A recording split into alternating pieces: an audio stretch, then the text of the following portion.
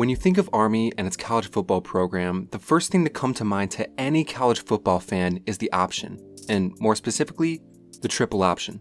That unusual yet homely flexbone set, the quickness in which a play unfolds, it's all unequivocally Army. Now picture an Army team with none of that.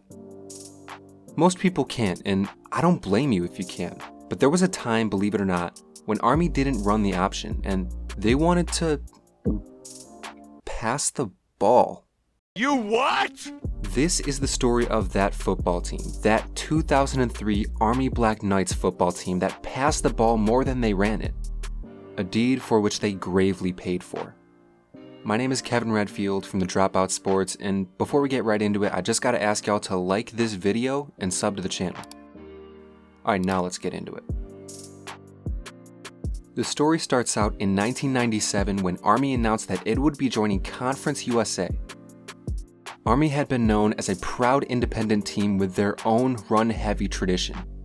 But the late 80s and early 90s saw a ton of formerly independent teams join powerful conferences.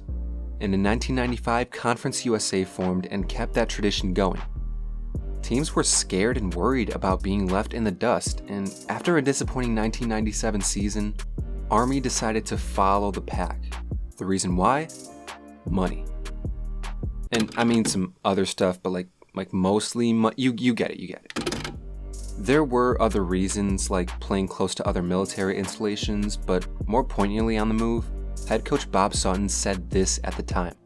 Today, in intercollegiate athletics, Division 1A football is drawn by television revenue and the opportunity to play in bowl games.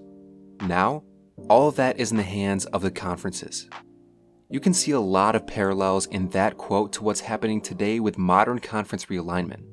You look at why USC and UCLA are going to the Big Ten, or why Oklahoma and Texas are going to the SEC, it's all about the TV deals they're getting.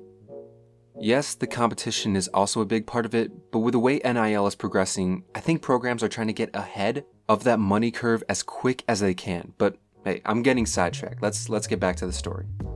So in 1998, 2 years removed from a ranked 10-2 season and their first in-conference season, Bob Sutton and company went 3-8, but they did win their traditional last game against Navy. In 1999, again they went 3-8, but this time they lost to Navy and Air Force, and usually the ticket out the door for a military academy coach is an 0-2 season in the Commander-in-Chief series. So we get to the year 2000. Army is against a wall and staring at two crossroads, and who they hire will seal their fate for the coming years. Do they try and play like their new competition, or do they stick with what they know? Well, as you probably know by now, the Black Knights decided on the former, and they went in a completely non-traditional direction than they'd ever gone before, and hired Todd Berry, a then 39-year-old head coach who had previously revamped Illinois State. His style of offense, balanced, mostly ace and single back eye formations, which is exactly what he brought to West Point. I'm gonna take a moment to let that fact soak in. After 109 years of run-heavy, mostly triple option flexbone offense, this one man came into a new era in a new conference and decided to shake the very core of Army football. There's hiring a new coach, and then there's this. This is insane. His first year went in all meanings of the word awful, as they went 1-10. But it's a new system, new coach, new personnel, and a bad year in his first year is to be expected. His second year was still pretty bad, as they went 3-8, but they did beat Navy in their last game of the year, which is always a plus for an Army fan. 2002, though, was the beginning of the real end for the Todd Berry era. They would go 1-11, starting off the season losing 9 in a row and ending with an embarrassing 58-12 loss to Navy. The 46-point score differential is the biggest to ever happen in an Army-Navy game, and the thing was, Navy wasn't even that good. They ended their season 2-10, only winning against Army and in week 1 against a 3-9 SMU. One more thing about that game, they allowed 6 rushing touchdowns to a single player, Craig Candetto, which accounted for more than a third of his touchdowns for the entire season and it was a program record for them up until 2013. So now we get to 2003. Todd Berry and his single-back offense have gone 5-29. They've been passing the ball around 32.5 times per game, a far cry from the 5 to 10 times a game they would pass under Bob Sutton. Maybe with his job on the line, Berry would learn from his predecessor and maybe take a step back, Maybe he could keep the ball on the ground a little more and slow the tempo down. But what he actually decided to do was crank it up to 11. In his last season as the Army head coach, Todd Berry would set fire to the skies all across the eastern USA. This was not an air raid offense. This was a mockery of the air raid and any other passing offense to ever exist. This is Scorched Air. Todd Berry would last 6 games before being fired. Through those first 6 games of the season, Army threw the ball an average of 47 times a game. They would lose all 6 games, and those losses were by an average of 23 points. Losses 4 and 5 were complete shutouts to USF and TCU. In the only game they managed to score more than 21 points, they lost 33-50 to Tulane.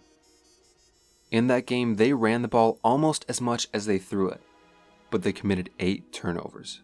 That's twice per quarter.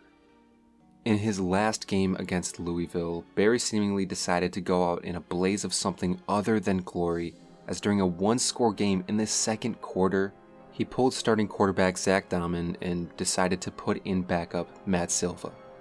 I don't know if Dahman was injured or if Berry didn't think he was good enough. I don't even know if I'm pronouncing Dahman's name right.